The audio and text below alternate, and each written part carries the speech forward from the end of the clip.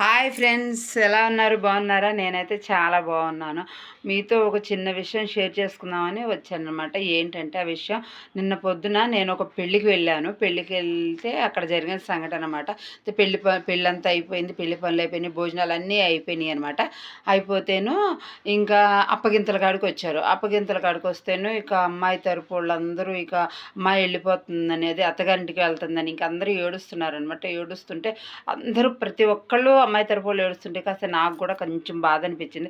ఇంకైతే నేను ఆ బాధను చూడలేక కొద్దిగా నా పెళ్లి టైం అప్పుడు గుర్తొచ్చి మా అమ్మకి ఫోన్ చేద్దామని వెళ్ళి మా అమ్మకి ఫోన్ చేశాను. మా అమ్మ ఫోన్ చేసి ఏంటమ్మా అంది. ఏం లేదమ్మా, నా పెళ్ళి టైంలో మీరు కానీ నాన్న కానీ ఎందుకమ్మా ఏడవలేదు అని అన్న.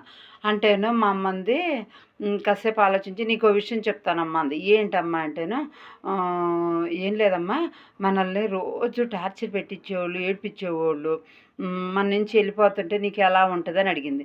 నేను అన్నాను, చాలా బాగుంటుందమ్మా అన్న. ఇక మా అమ్మ అంది, సరేనమ్మా ఉంటాను, నాకు పని ఉందని అంది. ఈ విషయం మా అమ్మ చెప్పిన కాంచి నాకు అసలుకి మైండ్ అస్సలు పని చేయట్లేదు. మా అమ్మ నేను అడిగింది ఏంటి, మా అమ్మ చెప్పింది ఏంటి, అదేందో మీకు ఏమైనా అర్థమైతే కామెంట్ చేసి చెప్పండి ఫ్రెండ్స్. బాయ్ ఫ్రెండ్స్, ఉంటా.